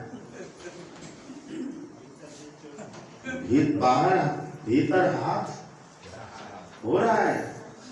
उनका आपने नाम सुना ना, खलील साहब का नाम? मुसलमान थे वहां नाथनगर के। एक मुसलमान यहाँ भी आता था, यहाँ आया तो गुरवाई करने लग गया, हमको अपना पुस्तक देने लग गया, पढ़िएगा आप भी। उसको हम कुछ मांसो मछली खाते हैं, कहा हमारे यहाँ तो जायज है। हम कह जाइए आपके यहाँ जायज होगा, हमारे यहाँ जायज नहीं है। मुसलमान था ना वो खलील साहब, देखे खलील साहब थे नाथनगर के। वो गुरु महाराज से दीक्षा लिए थे, दीक्षा लेको ध्यान भजन रोज करते थे। अब उनको लगा कि जो हम कर रहे हैं ना उनके सामने तो सब ठीक है, असली तो यही काम है। तो धीरे धीरे नमाज पढ़ना छोड़ दिए। उनको गुरु महाराज जी बुला करके बोले कि देखो तुम मुसलमान कुल में जन्म लिए हो, आत्मा तो सब एक है, और तुम्हारा जन्म हुआ मुसलमान कुल में, और मुसलमानों में 5 वक्त की नमाज है, उसको भी पढ़ो, तो ध्यान करो, त्रिकाल संध्या करो, 3 बार ध्यान करो, स्तुति विनती करो, अब 5 बार जो नमाज तुम्हारे यहाँ के ना नमाज भी पढ़ो। वो नमाज भी पढ़ते थे, लेकिन तब भी जो उसके अड़ोस पड़ोस के मुस्लिम लोग थे उनको ये बात अच्छी नहीं लगती थी। तो उसको क्या किया, जबरदस्ती मांस खिला दिया, जबरदस्ती खिला दिया मांस। अरे देखिए वो चाहता ना तो छुपा सकता था, मांस खा लिया उसको छुपा सकता था, नहीं कहता, अपना करते रहता, कुप्पा घटाते रहते। फिर अब गलत जो कर लिया, गलत जो उसके साथ हो गया, वो कुप्पा घटाना बिल्कुल छोड़ दिया, कुप्पा घटाना छोड़ दिया। अब सोचा कि हम तो ये खा लिए, भ्रष्ट हो गए, अब क्या करेंगे। उनको गुरु महाराज खबर दिए कि खलील नहीं आ रहा मेरे पास। वहां तो सब जान रहे ना, वहां तो मन की जाने सब गुरु कहाँ छुपावे अंदर, वहां तो सब जान रहे हैं। तो फिर उनको खबर दे करके बुलवा करके गुरु महाराज जी पूछे कि तुम क्यों नहीं आता था? तो सब कहानी कहा। तब गुरु महाराज जी कहते तुम अपने से नहीं खाया था? कहा जी मैं अपने से नहीं खाया। तो वो खिला दिया, तुम अपने से नहीं खाया, जाओ तुमको माफ है, और अब सावधान रहना और ध्यान भजन करना। भीतर हाथ सहार दे, बाहर मारे चोर। अब देखिए ना, एक बार तो वहां गए थे हम, एक में कहीं गए तो वहां कहा कि बाबा फिर से दीक्षा लें। वहां सुपौल जिला हम गए, सुपौल जिला गए तो वहां एक आदमी कहा, एक माता जी कहा कि बाबा मेरे पति देव फिर से दीक्षा ले। हम बोले क्यों लेंगे दीक्षा फिर से? तो वो कहा कि बाबा मेरे पति देव जो है ना वो दीक्षा तो ले लिए थे, फिर से वो शराब पी लिए, मांस भी खा लिए, संग में रह गए। तो हमने कहा कि ठीक है देखेंगे, सोचेंगे। तो वो तो उनकी पत्नी कह करके गई, पत्नी गई, उधर से वो भी आ गया, एकदम मुस्तंड पहलवान तरह लगता था देखने में, पहलवान। अब देखने से चेहरा लगता था एकदम 1 नंबर हुरमुट्ठी जैसा। तो चेहरा का जो कटिंग, जो बनावट थी एकदम हुरमुट्ठी जैसा लगता था, अब पहलवान जैसा दिखता था। तो हम आया, प्रणाम किया, कहा कि बाबा हमको दीक्षा लेना है। बोले आपको दीक्षा लिए थे? लिए थे तो भ्रष्ट हो गए ना। हाँ बोले जब भ्रष्ट होइएगा तो खाइए ना, क्या लगा अब खाइए। कहा कि नहीं बाबा डर लगता है, हम बेचैनी रहते भीतर से, कहीं रहते अकेला में भी कहीं रहते तो डर लगता है। तब हम मनी पर सोचे कि ये देखिए इनको डरा कौन रहा है, इनको भीतर से भय क्यों लग रहा है, इनको कौन डरा रहा है? कोई है एक शक्ति जो इनको डरा करके रास्ते पर ला रहा है। गुरु कभी नहीं छोड़ते हैं, कभी नहीं। अगर आप ठीक से सब काम करते चले जाएंगे ना तो लाभ होता चला जाएगा। अनुभूति मिलती चली जाएगी, संसार का भी सब लाभ होता चला जाएगा। यदि थोड़ी सी गड़बड़ी करेंगे ना तो उधर से थोड़ा दंड मिलता है, थोड़ा दंड मिलेगा उधर से, और दंड मिल करके दंड मिलेगा। अगर उतने दंड से संभल गए, सुधर गए तो उतने में खत्म हो जाएगा वो। यदि तब भी नहीं सुधरे, तब भी नहीं संभले तो उससे बड़ा दंड मिलेगा, पर मिलेगा। अब वो दंड मिल करके भी आपको सुधार करके छोड़ेंगे, वो सुधार करके छोड़ते हैं। इसीलिए कहते हैं गुरु कुम्हार शिष्य कुंभ है, घड़ी घड़ी काढ़े होठ। पितुसो माता सगुना सुध को रखे प्यार, मन से भी सेवन करे तन सूटा करो गार। माता से हरि स्वगुना परमात्मा, तिल से स्व गुरुदेव। अब कोई तुलना है? तिल से स्व गुरुदेव प्यार करे, साथ में अवगुण हरे चरण दास सुखदेव। वो प्यार भी करते हैं, प्रेम भी करते हैं। हम सुनते हैं, अभी भी जो पुराने सत्संगी है ना, जो गुरु महाराज जी के समय के सत्संगी हैं, वो अभी पूज्य पर्वत भाई यहाँ आए थे ना, हम लोग खा करके रात में रोज छत पर टहलने जाते थे ऊपर। बाबा हम रहते थे, टहलते थे छत पर। तो बाबा कहते थे कि जानते हैं जब गुरु महाराज जी थे ना, उस समय लाखों लोग, अखिल भारतीय सब होता था ना, तो लाखों की भीड़ होती थी। लाखों व्यक्ति के मन में होता था कि गुरु महाराज सबसे ज्यादा हम ही को मानते हैं। लाखों के मन में अलग अलग भाव होता है। आपको भी होता कि गुरु महाराज हमको सबसे ज्यादा मानते हैं, हमको भी होता कि गुरु महाराज सबसे ज्यादा हम ही को मानते हैं। क्या अद्भुत है। वो कहते थे, यद्यपि पूज्य पर्वत हुआ तो गाय चराते थे ना, गाय की सेवा में रहते थे। गुरु महाराज की सेवा भी किए बाद में, पर शुरू में तो गाय की सेवा में रहते थे, बाद में कुछ सेवा भी किए हैं, दूर रहते थे। लेकिन वो खुद कहते थे कि जानते हैं जब गुरु महाराज जी थे वहां हम लोग रहते थे, लाखों लोग रहते थे, सबके मन में होता था कि गुरु महाराज सबसे ज्यादा हम ही को मानते हैं। ऐसा सबको लगता था, सबको फील होता था, और ऐसा लगता था कि मेरे सिवाय किसी का नहीं है, ये भी फील होता था। और देखिए दुनिया में क्या होता है, दुनिया में यदि आपको कोई माने ना तो आपके मन में क्या होता है, ये दूसरे को न माने। कहिए हकीकत है कि नहीं? आपको यदि कोई मानता है बढ़िया से, तो आपके मन में क्या होता है कि ये व्यक्ति अब किसी दूसरे को मेरे जैसा न माने, होता है कि नहीं?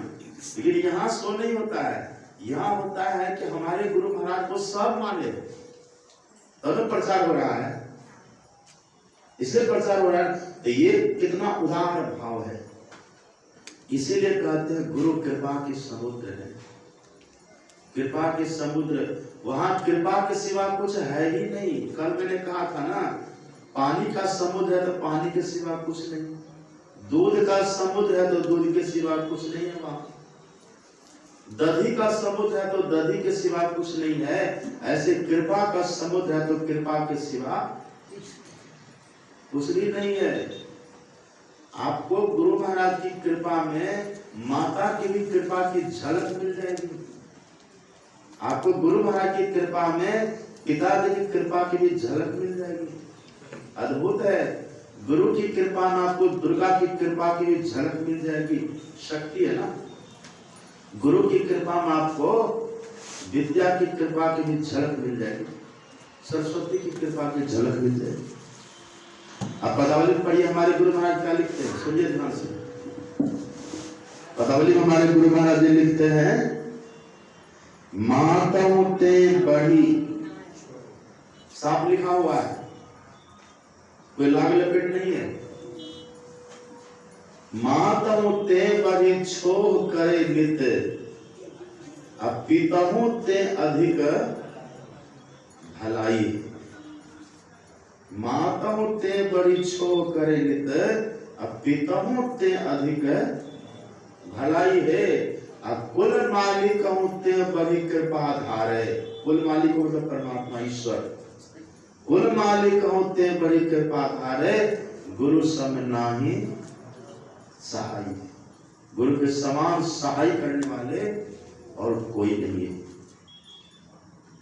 इसलिए ये भाव लेकर के जो गुरु के चरण शरण में रहे, नित दिन चरण शरण में रहिए और न आना उपाय। जो प्रतिदिन गुरु की शरणागति लेकर के रहते हैं। अच्छा, गुरु की शरणागति का मतलब क्या है? देखिए, वो बड़भागी होते हैं जिनको सशरीर ऐसे संत सदगुरु का दर्शन होता है, वो बड़भागी होते हैं। राम भगवान थे बड़भागी जिनको वशिष्ठ मिले थे, समझ रहे बात?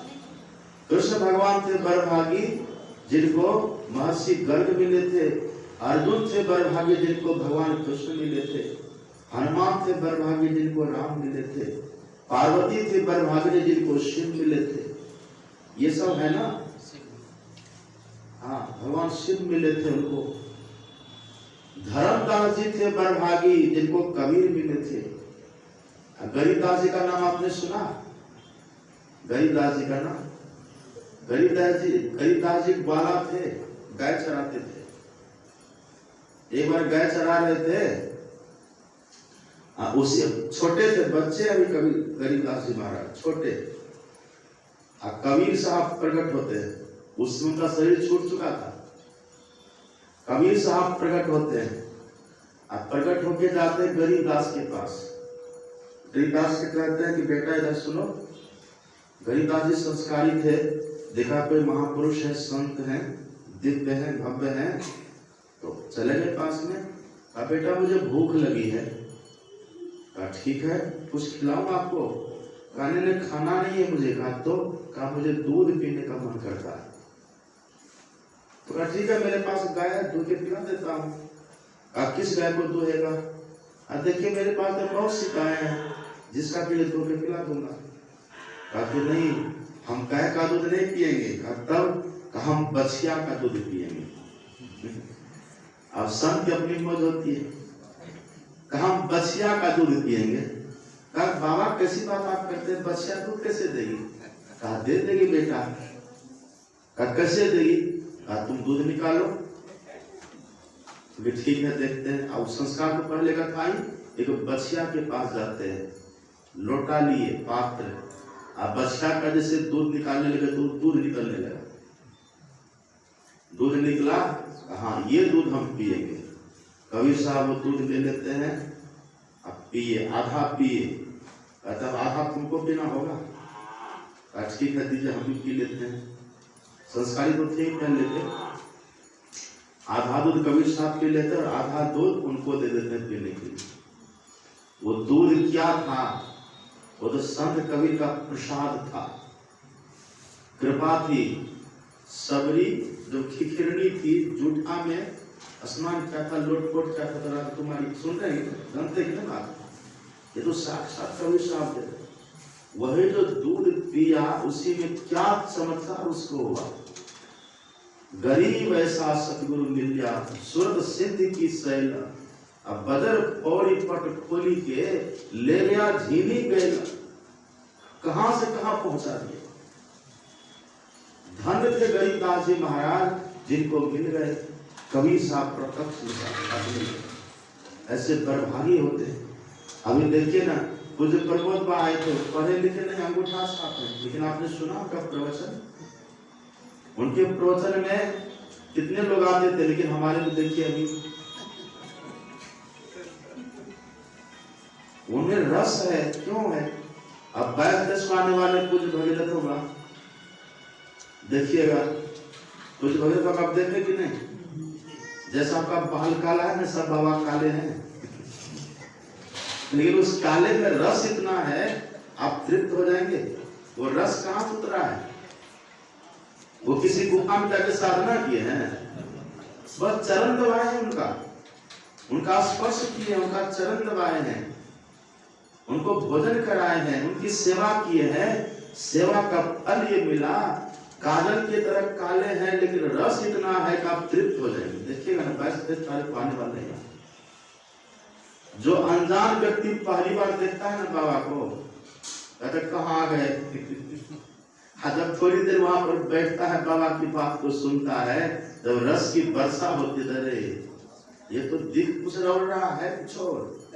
सबरी कैसी थी जानते हैं ना आप? सबरी इतना खराब तो बाबा नहीं है। सबरी तो वरदान नहीं मांगा था, पर जब राम के सामने सबरी गई, राम जब आए सबरी की झोपड़ी में, क्या कहा राम ने? भामिनी, हे सुंदरी, सुनो मेरी बात। वो कहां से मिला था सबरी को? मतंग ऋषि से मिला था। वो भक्ति का रस कहां से मिला था? मतंग ऋषि से मिला था।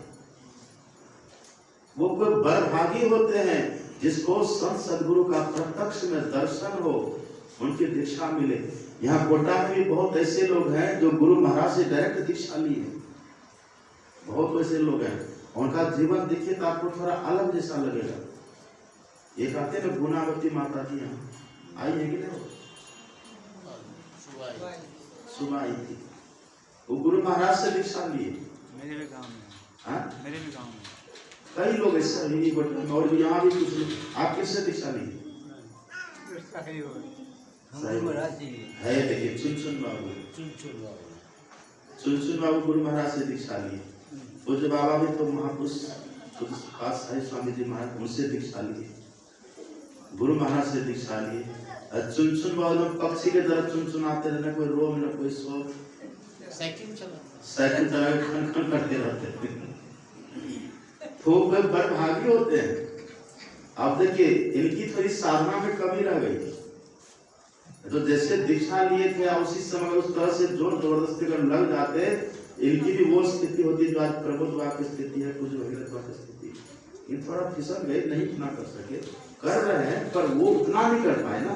अब जब भी कैटेगरी सबकी होती है, वो कोई बड़भागी होते हैं जिनको सौभाग्य से ऐसे संत सदगुरु का दर्शन भी मिले, उनकी दीक्षा भी मिले, और यदि उनकी सेवा करने का सौभाग्य प्राप्त हो जाए फिर तो कहना ही क्या। आप एक तार में करंट दीजिए, उधर से बिजली का करंट दीजिए, मान लीजिए माइक है ना, इसमें करंट दे दिया, अब यहाँ हम छुएंगे तो क्या होगा? थोड़ी देर में करंट आएगा कि नहीं? हमको उधर छू लीजिए दूसरा आगे, क्या होगा? उसको छुइए उधर तीसरा, क्यों ऐसा हुआ? करंट इधर से आ रहा है, इसलिए अब उधर जो छुएगा सबको करंट लगेगा। ईश्वर का करंट जहां उतर चुका है उसको आप छुइए किसी तरह से। छूने का मतलब उसकी सेवा अगर मिले किसी तरह, उनके पानी भी ले लीजिए, जूठा पानी ले लीजिए, उनका जूठा अन्न भी थोड़ा खा लीजिए, करंट है उसमें। ऐसे देखिए, ऐसे किसी का जूठा नहीं खाना चाहिए जल्दी, ये संत के जूठा को छोड़ करके। अब जैसे जैसे का जूठा खाइएगा तो रोग पकड़ लेगा। मेरा जूठा कोई खा ले रोग पकड़ लेगा, कुछ परेशानी हो सकती है। लेकिन संत सदगुरु महाराज का जूठा किसी को मिल जाए वो बड़भागी। बड़ा महाप्रसाद सिद्ध संतन के छाड़े, वो महाप्रसाद है जिसको उन्होंने स्पर्श कर दिया है, वो सब में उनका करंट है, उनकी कृपा है उसमें। अब लग तो रहा था कि पूज्य आचार्य श्री भोजन करा रहे हैं, पूज्य आचार्य श्री सेवा कर रहे हैं, उनको छू रहे हैं, पर वास्तव में वो छू रहे थे उधर से। एक कहानी कहते पूज्य आचार्य श्री बराबर, एक बार हम लोग के मन में हुआ, बस अब खत्म कर रहे हैं, एक बार हम लोग के मन में हुआ कि इतने वृद्ध हैं गुरु महाराज, अपने से चल नहीं पाते हैं, उठा के ले जाते तब जाते हैं, जहां बैठाते वहीं बैठते हैं, जो खिलाते वो खाते हैं। अगर हम लोग नहीं होते तो क्या होता? शिष्यों के मन में भाव आता है, और अभी वो जीवित हैं, जी महाराज भी जीवित है, आप उनसे पूछ सकते हो, लोग सुने कई बार उनकी बुखार से का ये मन में भाव आता है। एक दिन क्या देखते हैं, गुरु महाराज का कमरा सब खिड़की की बाहर बंद है, एक खिड़की थोड़ा सा खुला हुआ है, एक खिड़की खुला हुआ थोड़ा सा, पट जो था पल्ला वो हटा हुआ है। अंदर में क्या देखते हैं, उनको तो लेटा के गए थे, उठाते थे तो उठते थे, लेटाते थे तो लेटते थे, ऐसा करते थे। उस दिन क्या देखे, गुरु महाराज जी अपने से पूरा झटक के उठे पलंग पर से, जैसे कोई जुआ उठते हैं ना, ऐसे उठे, खुद से उठे और धोती को समेट करके कच्छा कैसे बांधते हैं, ऐसे बांधे और खिड़की से देख रहे हैं कुछ बात, अरे ये क्या हो रहा है। तो उठाने से नहीं उठते थे ढंग से, पैर इधर लटकता था, हाथ इधर लटकता था, और आज ऐसे हो रहा है, अपने से झटक करके उठते हैं, धोती को समेट करके कच्छा की तरफ बांधते हैं, अब पूरा कमरा में चहलकदमी कर रहे हैं, चहलकदमी कर रहा है। एक उधर से देख रहा है, देख के उसको दिखा रहे हैं कि तुम देख लोगे, तुम्हारे बिना मेरा काम होता है कि नहीं, तुम देख लो। अब फिर जब देखा कि सबके आने का समय हो रहा है, फिर वैसे जाके फिर वैसे पलंग पर, अभी है वो पलंग रखा हुआ, जाके देखे ना निवास में गुफा का वही पलंग है, फिर जाकर खेलने के गए। तो ये हमारा सौभाग्य है कि ऐसे संत सदगुरु अगर कृपा कर दे तो आपको सेवा करने का मौका दे देते हैं। जितने गुरु महाराज के शिष्य थे ना उस समय, सब कम ही पढ़े लिखे थे, ज्यादा पढ़े लिखे भी नहीं थे, है ना, ज्यादा पढ़े लिखे भी नहीं थे। कुछ बात संत शिव जी महाराज से 7वीं क्लास पढ़े लिखे थे, लेकिन ज्ञान कैसा था जानते हैं कि नहीं, पूरे भारतवर्ष में उनके सर को कोई झुका नहीं सका। बड़े से बड़े सभा सोसाइटी में गए थे, बड़े से बड़े में गए, वहां गए थे ना, नारायण मंदिर गुजरात में जो गए थे, जानते हैं ना, वहां जब गए थे, वहां दुनिया के बड़े बड़े विद्वान महात्मा सब आए थे वहां, और वहां पर ये भी गए थे, ये गए थे, तो इन्हीं को वहां पर इनका व्यक्तित्व ऐसा था, इनके चेहरा में आकर्षण ऐसा था, गुरु की कृपा, अपनी साधना, अपना संस्कार ऐसा था कि वहां के लोग इनको उसका अध्यक्ष बना दिए थे। और मैंने सुना वहां ये 12 मिनट तक प्रवचन दिए थे, 13 बार ताली बजी थी वहां। नारायण स्वामी का मंदिर को साधारण नहीं है, उनका लगाव सीधे विदेश से, कहां से लोग वहां पर आए थे, उनको कहते थे मेरा मस्तिष्क है, अब तुझे पास साईं स्वामी जी महाराज को मेरा हृदय है। ये लोग कब किस गुफा में साधना की, कही उनकी सेवा की, उनका चरण दबाए, गुरु महाराज का चरण दबाए, उनको भोजन कराए, ये सेवा की है। साहिब कहाँ तक पढ़े थे सर? बाबा भी ज्यादा पढ़े लिखे थे, बहुत कम थे पढ़े लिखे, दूसरे तीसरे थे सही, लेकिन बाबा तो गांव का सरपंच रहे थे तुझे बाबा। तो ये लेकिन अब देखिए, लेकिन सबसे बड़ी सेवा क्या है, लिखा है ना मैंने, सबसे बड़ी सेवा क्या है, आज्ञा समन सुसाहिब सेवा। अब ये सेवा क्या है, इसके ऊपर हम लोग कल सुनेंगे। अमृत है बातों की बात, अमृत है संतों के पास, वो भी मिलता है। तो सब आइए समय से सुनिए। श्री सद्गुरु महाराज।